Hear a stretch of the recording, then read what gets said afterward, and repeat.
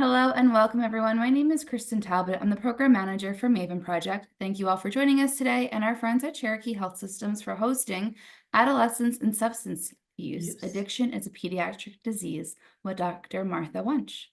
Dr. Wunsch practiced addiction medicine in Northern California at the Permanente Medical Group, where she was chief of the Addiction Medicine Consultation and Liaison Service and the program director of Addiction Medicine Fellowship until August of 2021. She currently serves on the Addiction Medicine Examination Committee for the American Board of Preventative Medicine, is a founding co-editor of the Journal of Addiction Medicine, and we're just so very lucky to have her as one of our MAVEN Project volunteers. So Dr. Wunsch, when you're ready, please begin. Okay, thank you for that wonderful introduction. So you can see in the slide who I am and my email and my phone, and especially for the active clinicians on this call, we do provide consultations in addiction medicine. Addiction medicine is newly recognized now 8 years ago under the American Board of Preventive Medicine. We have over 100 fellowships across the country. They're one-year fellowships, and our last year of the practice pathway is next year. So I will go ahead and get started here, and I hope that you enjoy this. I have no disclosures. The learning objectives of this session are to discuss substance use disorders as a spectrum of chronic disease. We're going to overview the neuroanatomy of reward, including differences in the adolescent. Talk about recognizing signs of misuse or abuse of controlled substances and other psychoactive chemicals by screening and talking with adolescents, and outline the trend, unfortunately, of fatal overdoses among young people. And finally, review the opioid medication adolescent treatment literature, because there is treatment.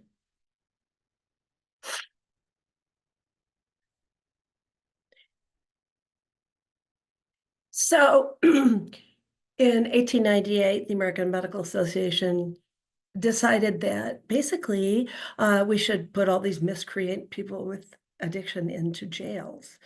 And about 100 years, well, 1958, the AMA and the American Osteopathic Association said, oh no, we were wrong, we should treat these people. But we're still working on it, and there's a lot of stigma. So the idea that addiction is a moral weakness or you need to hit bottom, think about the treatment of asthma or hypertension or diabetes, which along with addiction are non-curable chronic diseases. And when we think about that, we don't expect diabetics to have their foot cut off before we treat them. When a diabetic has chocolate cake and their blood sugar is high, we don't kick them out of treatment. When someone who's hypertensive doesn't take their medications, we don't kick them out of treatment.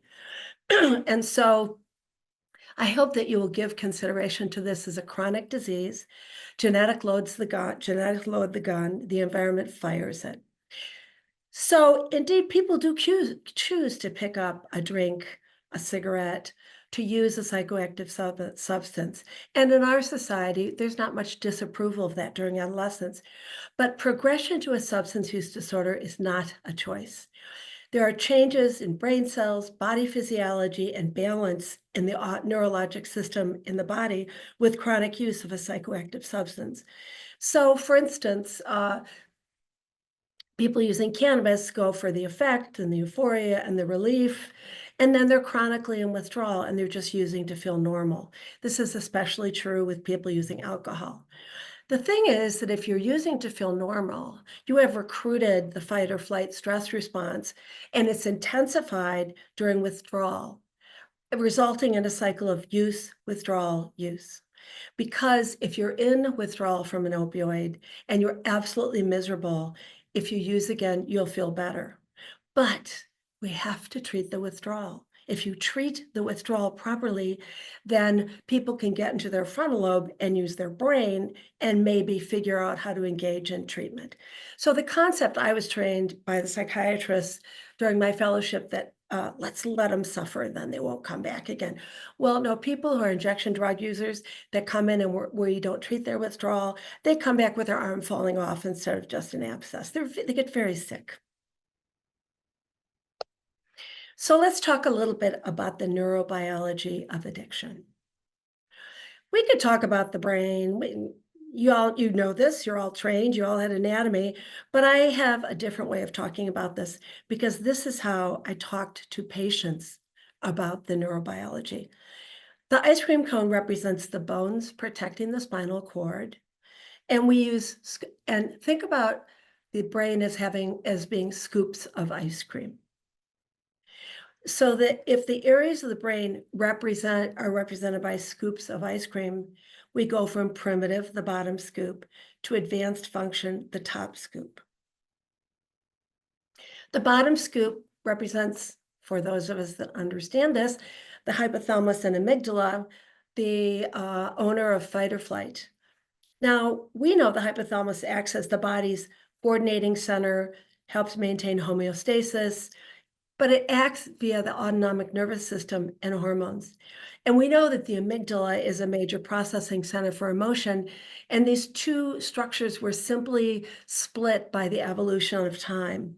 And especially in the amygdala, there's primitive memories. So when you walk into we walk in somewhere and you smell someone cooking apple pie, you may think about your mom who cooked apple pie. And for people with drug addiction, this is where the triggers live. So you walk by a bar, you go to where you've previously used substances, and it's very triggering at a very low level. But the next scoop represents the pleasure center, go, go, go. And it's hijacked by substances, which results in addiction or substance use disorders. This is the primary reward system of the brain. And it's where we know procreation, food, and water are important to the continuation of any organism, even a cell. And this is where the signal of euphoria originates when good things happen, is in this primitive area of the brain. This area is loaded with dopamine, endorphins, and endocannabinoids. Especially, we know how important the endocannabinoids are. So the dopamine and endorphin and endocannabinoid release in this area of the brain with the use of substance is much stronger than looking at a sunset or, eating an ice cream cone that you like. And this is not under your control. You can't really control your hunger or your thirst. And frankly, though we have a lot of cultural baggage around it, you can't really control who you want to procreate with. Excuse me. I call this the lizard brain, and you really can't train a lizard to walk on a leash. The next and final scoop is the frontal lobes, where we stop and think about behaviors. And we know this is the primary executive function, receives and integrates information, and carries out essential duties. Now, the frontal brain's not very developed in an adolescent, but it carries out memory, thinking, learning, reasoning, problem solving, emotions, consciousness, and sensory functions. Over on the right, we have the little cartoon of the guy with his cerebral cortex.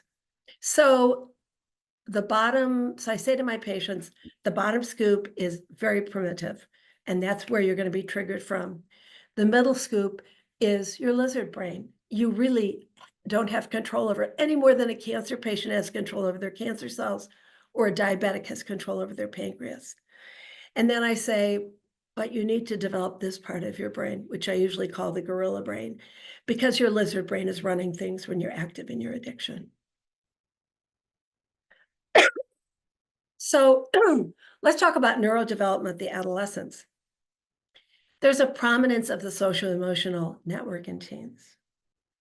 And there's really an intense development of the dopamine pathways with redistribution into the areas of reward, which means changes in the system of reward and feedback peak in teens, which is why, as a pediatrician, teens become passionate about things.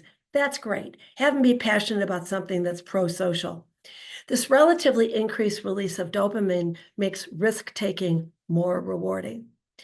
It's important to remember that peer influences can be motivators for pro-social behavior. So the soccer team or the people that you kind of hang out with. And even though we feel that teens don't listen to their parents or their caregivers or their family, they are protective. And we know that if you work with 11 and 12-year-olds and their parents and teach good communication skills, it's protective for not only substance use, but many other at-risk behaviors for teens. In other words, there's too much go in the young brain instead of stop. Some of the unique issues of substance use treatment in teens are that very few teens receive treatment and many return to use. Treatment based on solid research is coming, but the evidence is rather scant. And sometimes treatment strategies are adopted from adults' programs. Frankly, what works for an adult is not effective in adolescent. Motivational interviewing, which is one of the most powerful tools we have to work with our patients, is less robust in teens, especially young teens. And we already talked about the neurodevelopment that makes teens more vulnerable.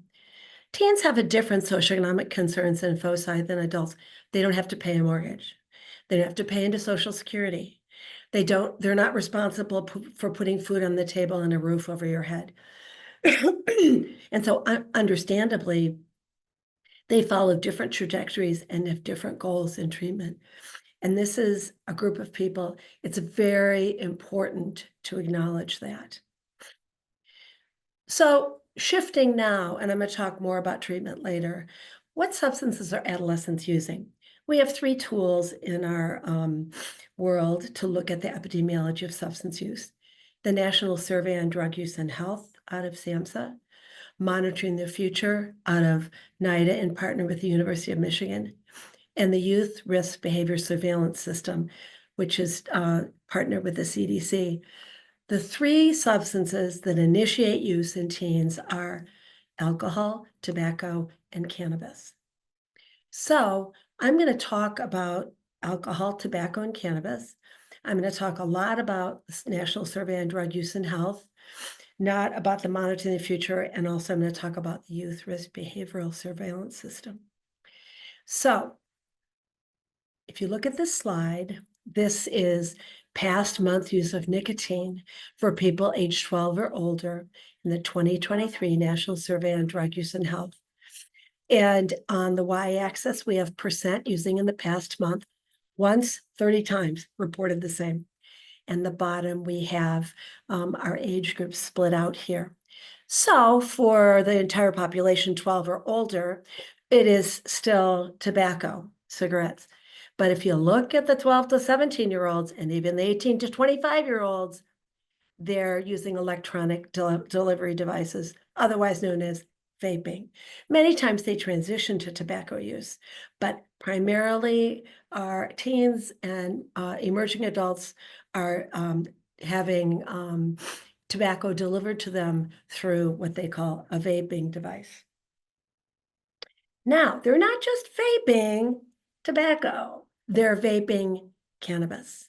Same thing, percent using in the past month, with the bar on the left being the total population. And then with this right here, I know you can see my cursor, 60, oh yeah, but we don't want to do that. 61.3 are using it through a vaping device. Well, we now have cannabis that is 90% through something called dabs or wax. So usually when you use cannabis, you smoke the flowers, but you got these stems and leaves left over. So you put them in a column and you pour some sort of a volatile fluid through it. I'm hoping you didn't just, there we go. And you extract the THC and then you cook it into a brown substance. That's dabs or wax. And sometimes young people will put it on a cannabis cigarette or they'll put it in a vaping device. And it's very, very powerful and a little bit scary because cannabis use is the #1 cause of psychosis in 18 to 24-year-old males. Let's shift now, still NISDA, let's shift to alcohol use in the past month. And we have a couple of definitions we should look at. So binge drinking is for males, 5 or more standard drinks at one sitting. For females, it's 4 or more. And binge drinking on 5 or more days in the past 30 days is heavy alcohol use. So on the right side of the slide, for 2023, alcohol use, that's underage alcohol use, almost half of those individuals. Remember, once or every day reported the same. Binge alcohol use, which is much more damaging to the developing brain, about 1 in 5 of this age group. And heavy alcohol use, about 6%. And a lot of this is due to the permissiveness in our society of alcohol. Anyway, so that sums up a little bit about cannabis, a little bit about alcohol, a little bit about tobacco. And I wanted to bring this up. A lot of interest in DEI expressed. And so there is something put out by SAMHSA. The last one was 2015 to 2019. But you can look and see, what are kids of identify as Asian using, and what are our young people who identify as Black and American Indian. And you can look at all sorts of different statistics. Now let's talk briefly about the Youth Risk Behavioral Surveillance System, YRBSS. And this is given in grades 9 through 12 every other year in private and public schools across the nation. And just like NISDA, it's weighted for states who have more population like New York and California.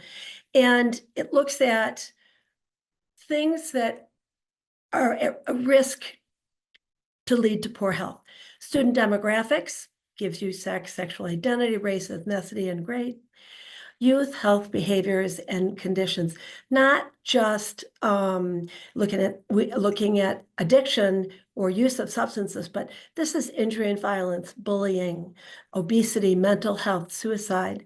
And then they look specifically at substance use behaviors, things like electronic vaping and tobacco use, alcohol use, and student experiences such as parental monitoring, school connectedness, unstable housing, exposure to community violence, understanding these are kids in school. So you're not even surveying the kids most at risk who are truant or not in school. And there's quite a bit of focus on sex and sexual orientation. I'm going to show you one thing from the YRBSS, which is incredibly easy to use. So this is a chart of high school students who ever used a prescription drug they didn't get from a doctor, or they didn't use it how the doctor, so they snorted it or, injected it. And they're looking at opioids. And I'll tell you, the opioids they're looking at are hydrocodone, oxycodone, primarily. They're not looking at fentanyl. And you can see this is patterns over time for North Carolina. So you can see that between 2017 and 23, it's pretty stable. It's right around 15% and, not really going up or down. But how does it compare to the rest of the United States? Here you go. So the dotted line is the US going down a bit. And that's kind of interesting, isn't it? That more of our youth are using, basically, this is misuse. So they can be taking more than they're told to take by a doctor. And actually, there's been a real decrease in prescriptions of opioids to young people among dentists and orthopedic surgeons and other folks that are taking care of them. Excuse me. Okay, so how do you talk with teens about substances, especially when there's a problem? Some child's dragged in by the cuff of their shirt by someone who's worried. Well, universal screening is really hard, guys. There's time constraints. What are the resources for referral? But as pediatricians and family doctors, we know that we do psychosocial screenings beginning at birth. So a psychosocial screening that includes questions about substance use begins on age 11 to 13. And it's really important if you're going to do this that you say with the parent in the room, you must know if I speak with your child alone, if there is anything that is endangering their health or the health of someone else, we will tell you. The teen and I will tell you. This is not about keeping secrets. It's about giving kids a sense of confidentiality, and varies from state to state, where the confidentiality and age and all that stuff. If you're going to screen, use a validated screening tool, and I'm about to show you the one I like. If you're not, make sure you're using non-judgmental questions, empathetic. So, since our last visit, how many days did you drink alcohol? Pretty open. This is, there are lots and lots of screening instruments. And I think this is one that's pretty easy to use. We used to have ESPERT, Screening Prevention and Referral to Treatment. There's the CRAFT, which came out of Boston Children's. And this is S2BI. It's got 90 to 100% sensitivity and 94% specificity. And can I call on whoever has their hand up? Matthew.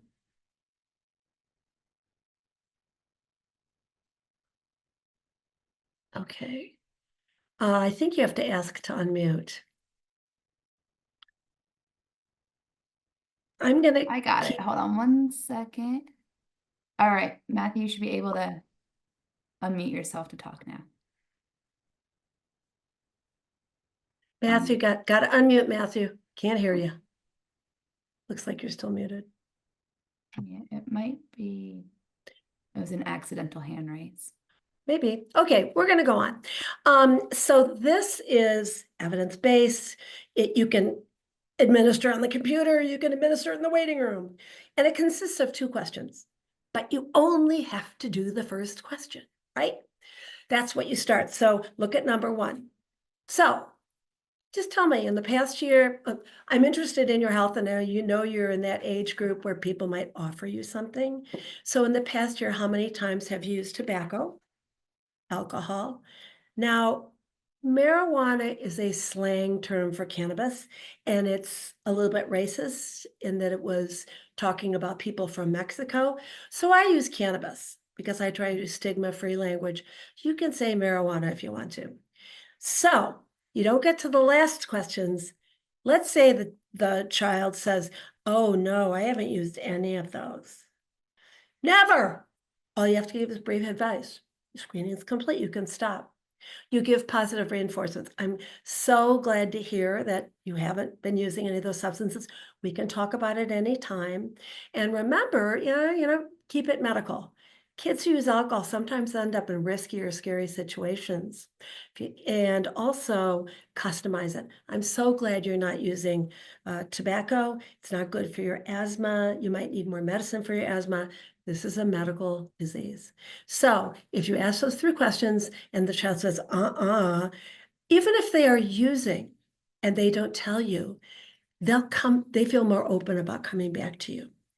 So let's say that they say they are using substances and they say, oh, I've smoked a couple of joints and I've taken a sip of beer. And okay, so now you want to go to the second question.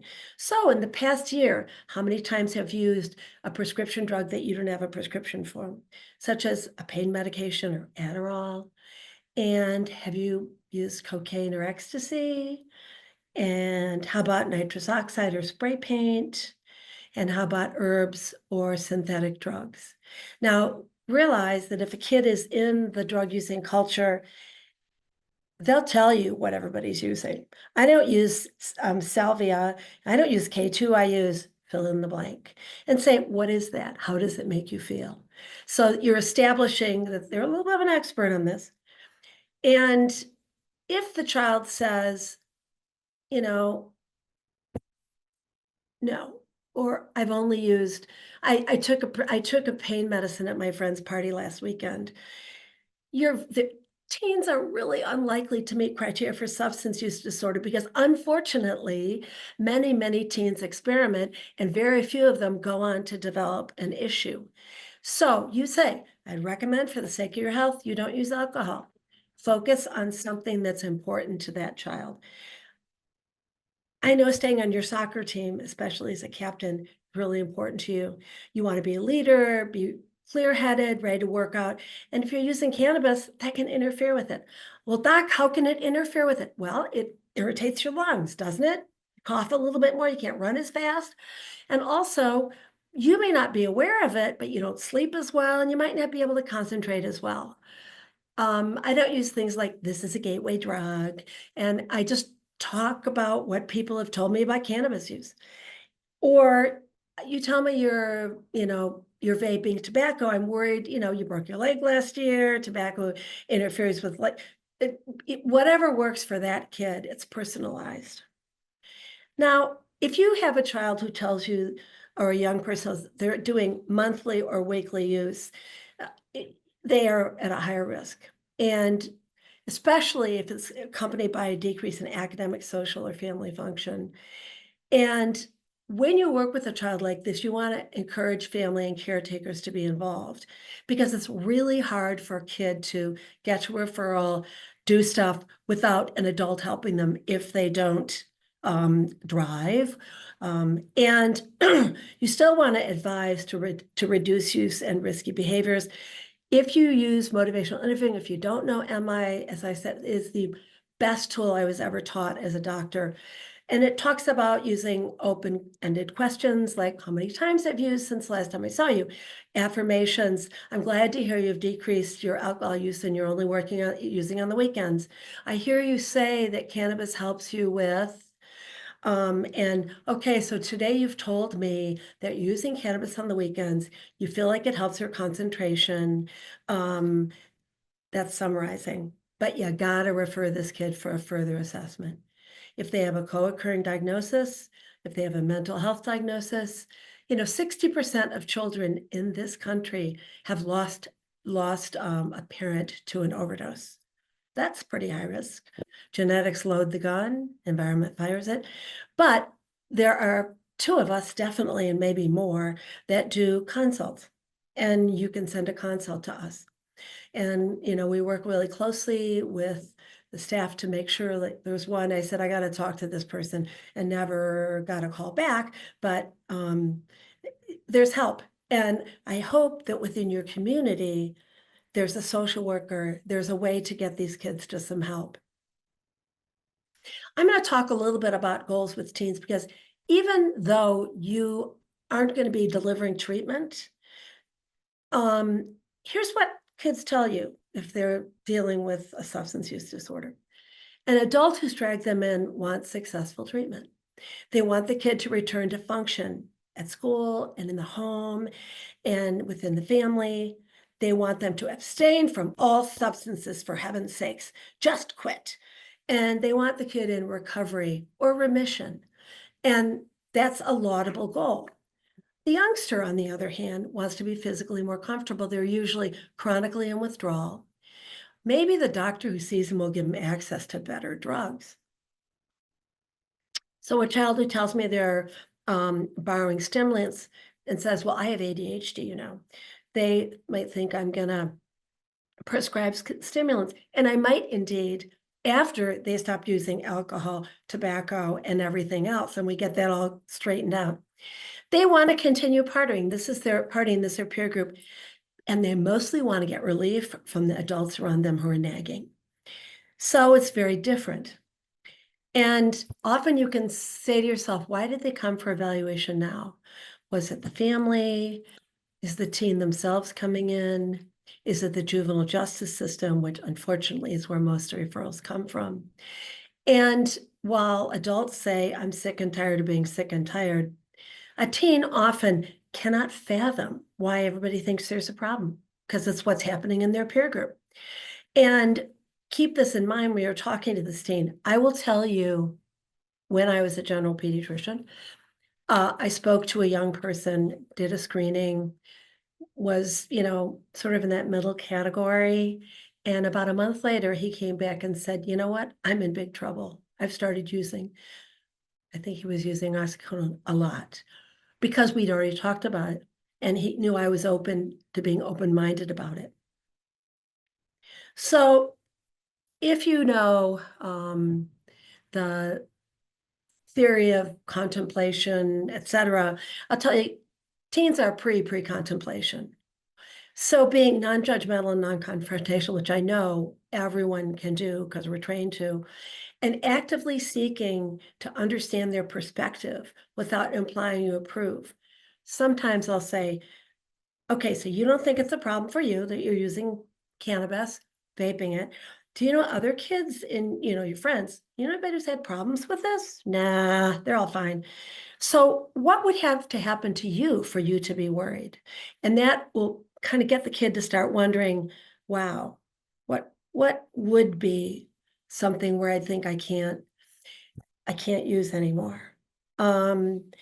So those are sort of some things about establishing a relationship with a teen, asking them, and you can't do this in a 15-minute visit. It's really hard. Do you know why everybody else thinks it's a problem? Why do you think I'm concerned? Explore their ambivalence very gently. So what are the good things and not so good things for you about using alcohol? Well, it makes me feel more relaxed at parties, blah, blah, blah. Anything that, well, I don't feel like I should drive when I use, and so I end up stranded somewhere. So are you willing to stop for a little bit and see? And will you come back and see me again? The most important part of treating teens is a therapeutic relationship. You may find there's a teen that will come back and talk to you. They won't go for the referral. They won't stop using, but they will come back and talk to you. So just some thoughts. Let's talk, unfortunately, about fatal overdose for youth. And I'm going to show you some stuff from the literature. Some of it is a little bit older, but I will tell you all of it is still going on. Drug overdose youth death among persons 10 to 19 years old from MMWR. So the median monthly overdose deaths increased 109% in the 10 to 19-year-olds between the last half of 2019 and the last half of 2021. And these deaths involved illicitly manufactured fentanyls. 182%. Approximately 90% of the deaths involved opioids, and 84% of the deaths were involved illicitly manufactured fentanyl.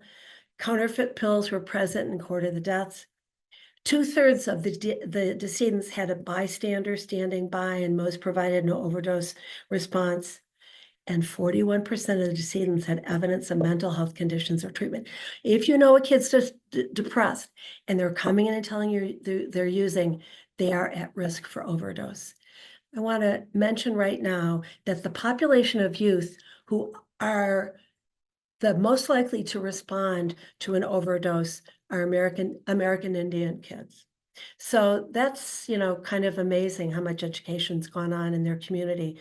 My original research was identifying prescription drugs and overdose adults in Southwestern Virginia, and it's never one thing. It's always more than one thing. So your Emmy will say there were opioids here. Not necessarily this is a death due to those opioids, because, once someone's dead, you can't tell. You really can't tell. Okay. Here's another interesting, much more January this year, New England Journal, the overdose crisis among U.S. adolescents. In 2022, 0.3% of 12th graders reported previous use of heroin, whereas 5% reported non-medical use of prescription drugs. And teens are not aware of the proliferation of counterfeit pills. You can make a pill very easily. There are pill pressers. So you can make a pill that looks just like, it's the same color, it's the same size as an alprazolam pill.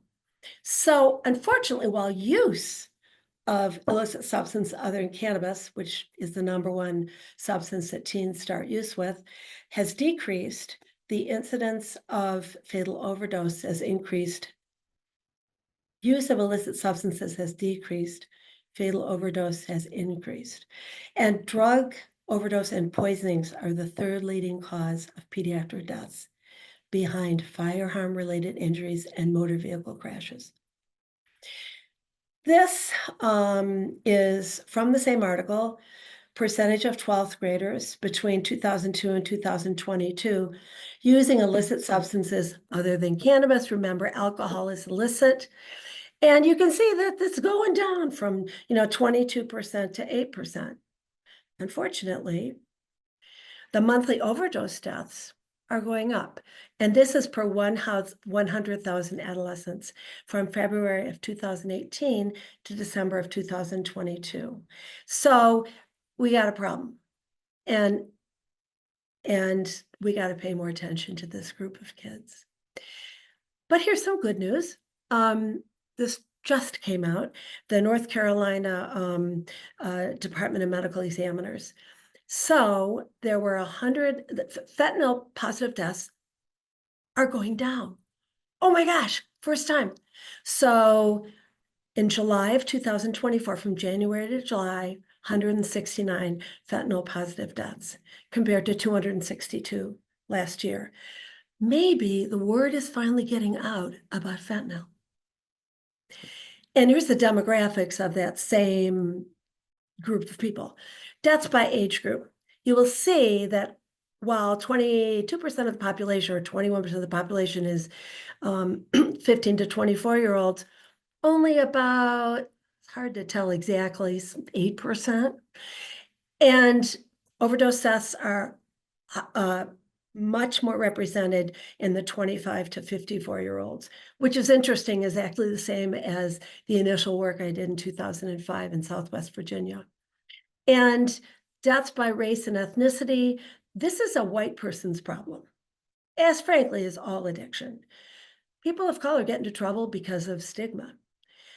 However, the proportion of non-Hispanic Blacks who died was more than the proportion of their representation in the population. And the same is true for our American Indian, Native, American Indian, non-Hispanic, Alaskan Native population.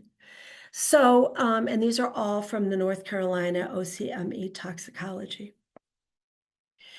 Let's talk about naloxone. This is something you can do.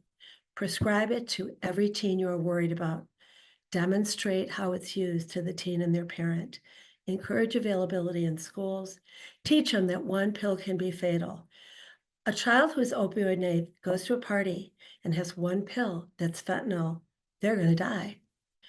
Or if you have a concurrent mental health challenge, you might think, well, I use cannabis because it helps my ADHD, and I go to a party and I don't realize that what I think is a benzodiazepine is an opioid, and I don't use opioids. Or for a teen who's got a diagnosis of opioid use disorder. So if I've got a teen who's using and they change dealers, the dealer might be giving them a much more potent opioid than they're used to. We have a wonderful man in North Carolina who's working on identifying what dealers do when they get a new supply and whether or not they call people they're distributing to, because you don't want your people you're giving to die. So anyway, one pill can be fatal. It used to be, you don't use heroin once and get addicted, but one pill can be fatal, especially if it's fentanyl. And if it's combined with a benzodiazepine. I have naloxone in my car. I carry it in my backpack. I'm sure you have it in your clinics. So what about medication for treatment? Is there treatment? Absolutely. Buprenorphine, which is a mixed agonist antagonist, which we given in an office setting. Methadone, which has saved millions of lives. And naltrexone, which is basically long-acting naloxone in a pill or injective form. So this is JAMA Pediatrics back in 2017. And basically what Hadlin and his co-authors say. So buprenorphine was, by an act of Congress, we could start using it in 2001 in our offices. So you look from 2001 to 2014, yes, more youth were getting medication. And the 13 to 25-year-olds, this is 20,000 youth. But of the kids we're using, only 1 in 4 receive treatment. Younger people, females, Black and Hispanic youth were less likely to receive medication because buprenorphine was the white people's treatment. Addiction was a moral weakness. until the prescription drug epidemic. And suddenly it shifted to being a brain-based disease. So we're not there yet treating youth. The American Academy of Pediatrics in 2016, from the Committee on Substance Abuse and Prevention, which I served on many years ago, opioid addiction is a chronic relapsing neurologic disorder. And skip down, and it says, we are advocates for increasing resources to improve access to medication-assisted treatment of opioid-addicted adolescents and young adults. And within primary care. And this is from the adolescent health folks who made a recommendation years ago. All adolescents and young adults with OUD should be offered medication. It's not happening. And it's not happening because there's no data on 14-year-olds, right? But we are treating 14-year-olds with buprenorphine at Boston Children's Hospital. Academic centers are treating them. Because if you have a 14 or 15 or 16-year-old who has an overdose and survives, they are very likely in the next 6 months to die. And buprenorphine, pretty much, you can take a handful of it and it's not going to kill you. Any deaths involving buprenorphine, it's not the buprenorphine because it's a mixed agonist-antagonist. So, but here's a problem. If you look at pediatric emergency departments across the nation, 3 out of 4 of the 177 respondents said, oh, yeah, I see substance-related visits every month. And about half of them lacked comfort in managing withdrawal. Remember what I said about you got to manage the withdrawal or people don't get into treatment? And almost 3/4 were not interested in prescribing buprenorphine. Let me tell you, you prescribe buprenorphine in a half an hour after you prescribe it, you got a different human being sitting in front of you if they were in withdrawal.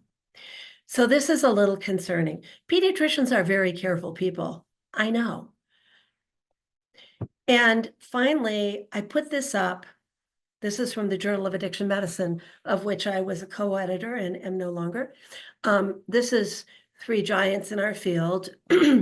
Burlington, Vermont, multiple places in New York City. And they were looking at treatments of young people. And just want you to look at the bottom row. Look how old these people are, 17, 19, 21, 19. Not a lot of evidence on treating people under age 17. That is the end of my presentation, which I gave in, I think, 44 minutes. I really hope you have questions. We And do. I really enjoyed this. I mean, I love addiction medicine as a specialty. And I don't do peds anymore.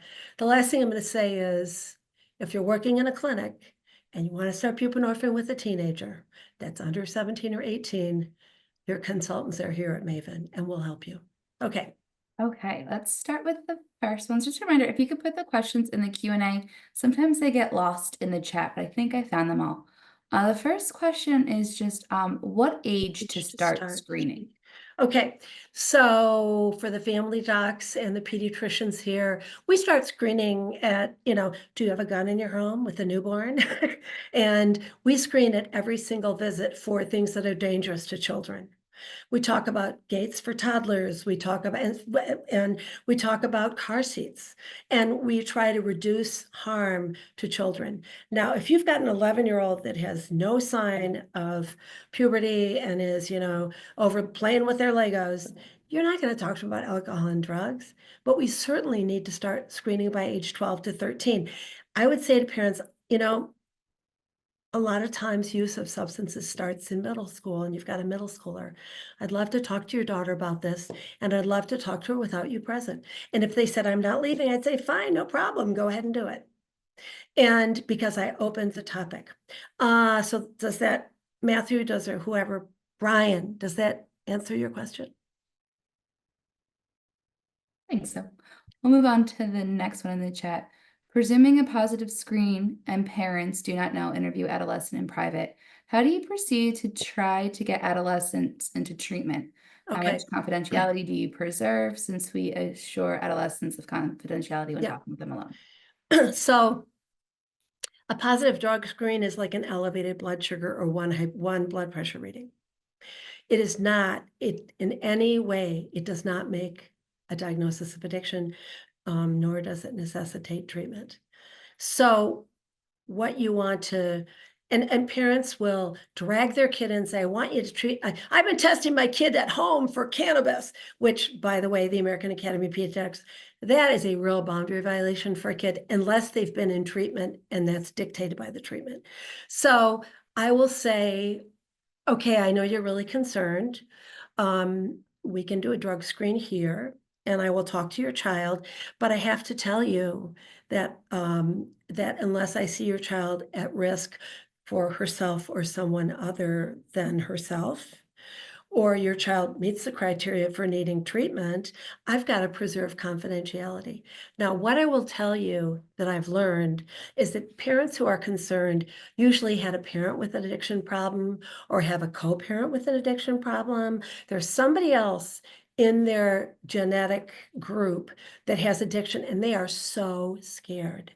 And so you have to say, you know, I'm going to talk to your child again. Please, will you come back next week or in 2 weeks? I'm going to talk to your child about this. As we know in human medicine, humans are unpredictable. But just remember, one positive screen does not make addiction. But it does mean it's a child you should talk to. Why don't you ask that first question? That's those second questions. What else are they using? Anyway, that's my answer. Next question. Let's go to the questions first, and then Dr. Defendi, I will unmute you after we do some of these questions. Early question, have you seen much pediatric use of kratom? Kratom? Yes, kratom. Kratom is a plant that grows in Southeast Asia, which is used in small quantities by workers. They kind of chew it and put, because it's a little stimulating, but it is active at the opioid receptor. And it has been brought into the United States, massive quantities. So I will see someone who's using kratom to get off their fentanyl. Yes, it is. We are seeing kids for kratom. No, we don't have a drug screen for it. But remember, addiction, you're going to see a kid who's having trouble elsewhere in their life, in school, in the family. They've been arrested. They're on probation, because addiction does not, I say it's a pediatric disease because people start using when they're kids. So yes, to kratom, we're seeing it. And you should ask about it. And if you know something's in your community and you go to that second S2BI question, ask about that. Are you using kratom? Next To question. finish that, it was like any side effects from kratom or associated polypharmacy with other illicit substances? Well, teens have withdrawal. And kratom is active at the opioid receptor. And if they stop using it, they're going to have opioid withdrawal, which is, you run from every orifice. Your nose runs, you vomit, you have diarrhea, you have cramps. And depending on how long they've been using it, I mean, people think kids don't really have withdrawal. I've seen teens die of alcohol withdrawal if it's not recognized. So, I'd be glad to come back and do another lecture on there are 6 categories of substances we talk about. Tobacco has withdrawal, cannabis, the sedative hypnotics have withdrawal. The only thing, and the stimulants have a long adjustment to bleeding all the dopamine out of your brain. And I'd be glad to come back and talk about that. But yes, people have withdrawal. And yes, it's a good question. Dr. Defendi, you are Yes. unmuted. Go ahead, Dr. Defendi. You can unmute yourself to ask. Hi, Jermaine. Hi, how are you? This is fabulous and very, very informative. I'm so appreciative of your expertise in this area. And this may be kind of an obvious inquiry, but I was concerned about with the COVID pandemic and the impact of the concern for addiction among the pediatric population because of this isolation component, the home the requirement of staying at home and not being in a social networking Right. within the school, Right. and how that has played as fostering an increase. It wasn't really marked in the graphing that was shown, and I was just Right. wondering if you have Right. insight on that. Sure. There's no question that's a dumb question. I taught many years. That's very kind. Thank you. No, it's a good question. So we did see in things like NISVA, MTF, and Monitoring the Future, and YRBSS, a slight downtrend, right? Because it's really hard to get to your dealer's house during that epidemic, okay? But we did have parents that gave kids substances, you know, because they were using. I think a more important question is the mental health effects on young people of the epidemic. In particular, kids who are in middle school and their parents weren't professionals and their parents had to go to work, and these youngsters were left alone at home a lot and unmonitored because, you know, people had to bag groceries or do whatever they had to do to keep home, you know, the hearth and home together. And, you know, as those youngsters have aged into older adolescents, their mental health conditions have really come to everyone's attention. So it's a yes and a no. The other thing is if there is miscommunication in families, there's nothing worse than being stuck together. And so, yeah, Yeah, I think that's very salient, actually. Yeah, because I certainly that concern of the isolation does, mhm, you know, and the use of just social media as a means of supporting the mhm. social networking could create anxiety, depression, Right, as you right. cited. Yeah. Well, and you know, the thing about teens is they're really at risk for mental health problems because they, you know, I'm the only person that has this problem. Hmm. And, you know, so I can't talk to anybody about it. I mean, some of this is like we have more awareness, but yes, I really don't speak to social networking. I leave that to the experts. But I do speak to our kids being out of school and how hard that was because they're socially and emotionally motivated. They need their peers. Anyway, other questions? Yeah. Yeah, Thank you so much. That was excellent. Thank you. thanks for the Um, question. what is your approach, medications that you use for nicotine dependence in teens? Okay. Nicotine, we have thrown out the word dependence and we now talk about tobacco use disorder. There are a couple of things. Now, it's important to remember as pediatricians that everything was off label until the early 90s. I mean, we do the off label game all the time. You can use patches and lozenges and gum with teens. I will tell you that as a replacement, they're pretty lousy. Um, and they don't deliver that much of a dose. If you've got a kid who's smoking 2 packs a day, you need 2 patches.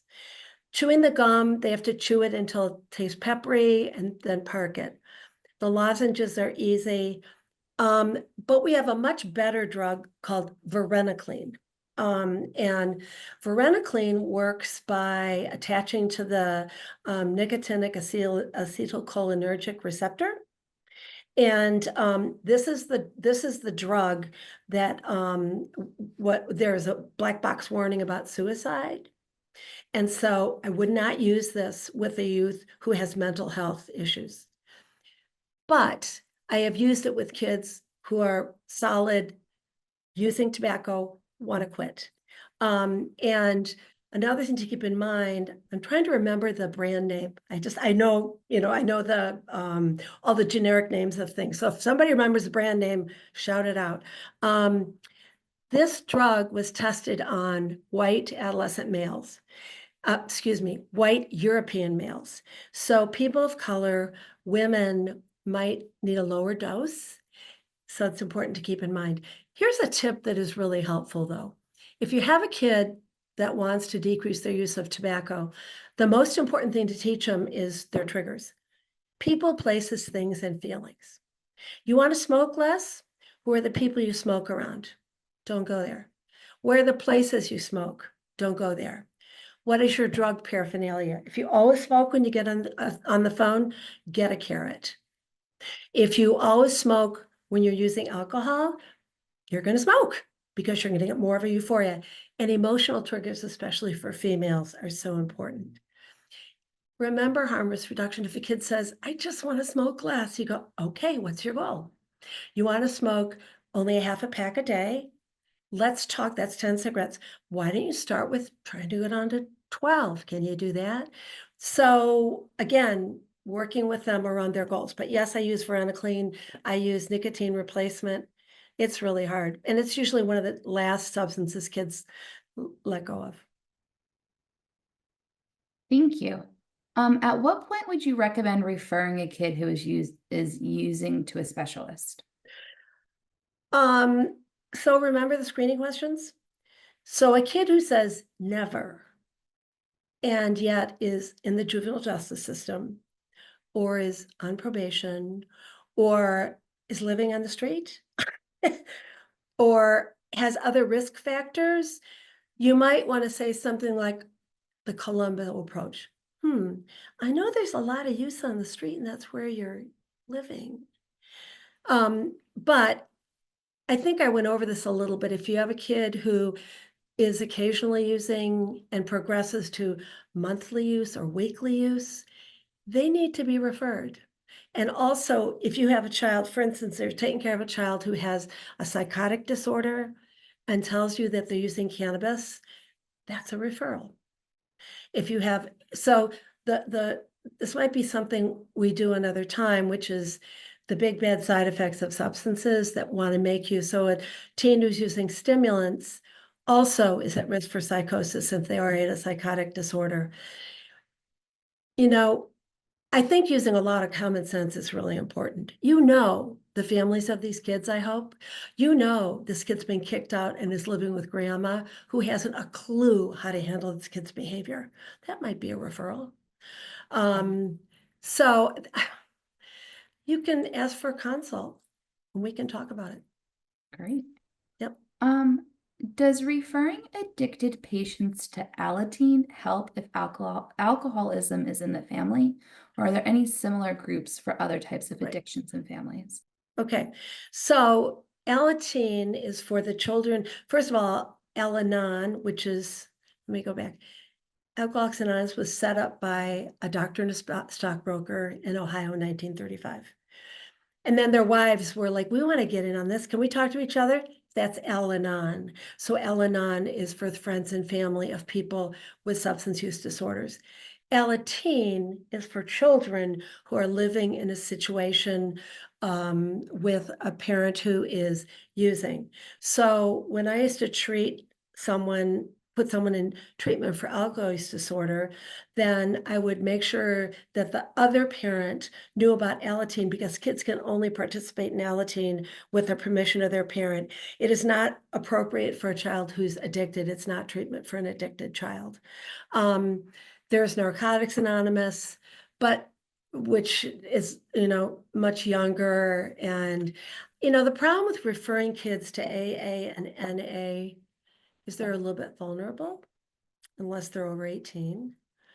And so there are different groups in your community.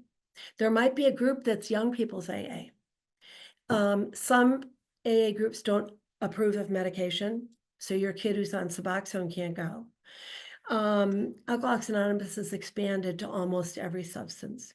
And an important thing is that kids do best when they're treated in the community. Actually, adults do too. So I don't send kids to 30-day treatment unless they're at risk of hurting themselves or hurting someone else, or they have a psychiatric illness that's so unstable, it needs to be stabilized. And nobody pays for 30-day treatment anymore, frankly, it's going out. So the other thing about 30-day treatment is that we've only been a specialty for 8 years, and there are people who feel like a real estate agent with a son with addiction qualifies them to open a treatment center. So be very careful. Thank you so much. I know we're at the top of the hour. We have a few more questions. I'll just ask a couple more. If you need to hop off, please sign off. If not, we'll continue to record so you'll get the answers anyway. Are there options for a provider or family when a minor refuses referral? Not really. Okay, so an adolescent refuses referral. I would send the parents to Al-Anon for sure.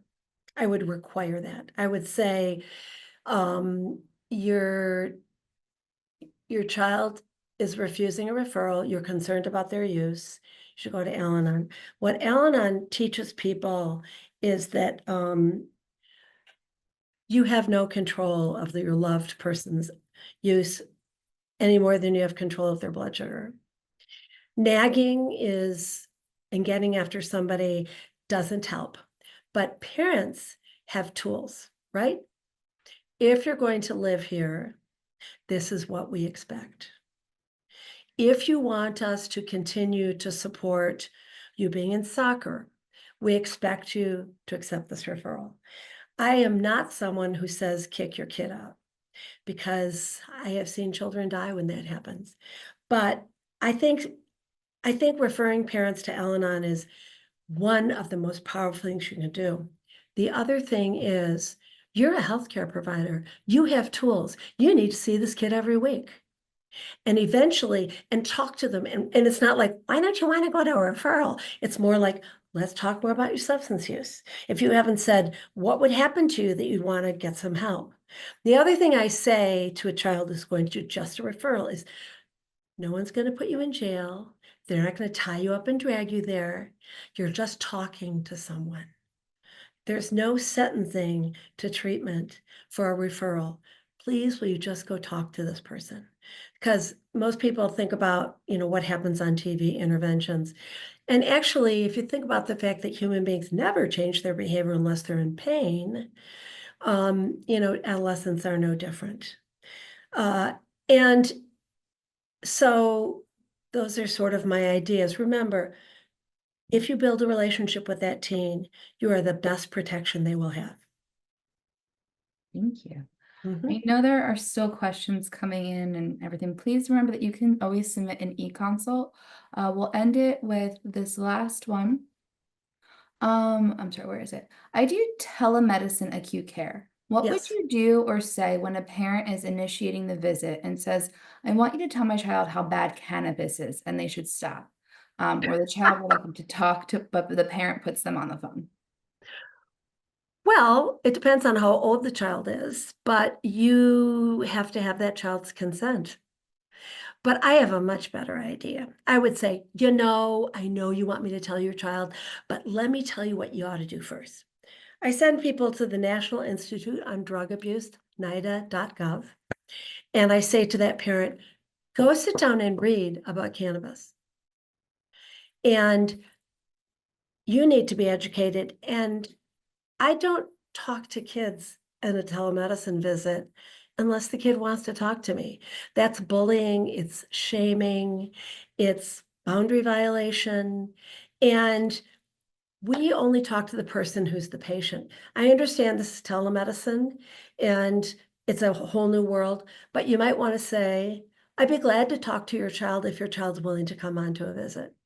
But I always refer parents to the NIDA website. It's fabulous. And actually, when I was working with teens, I used to have my computer right there and I would look at it with them because there's a NIDA for teens that's incredible. Anyway,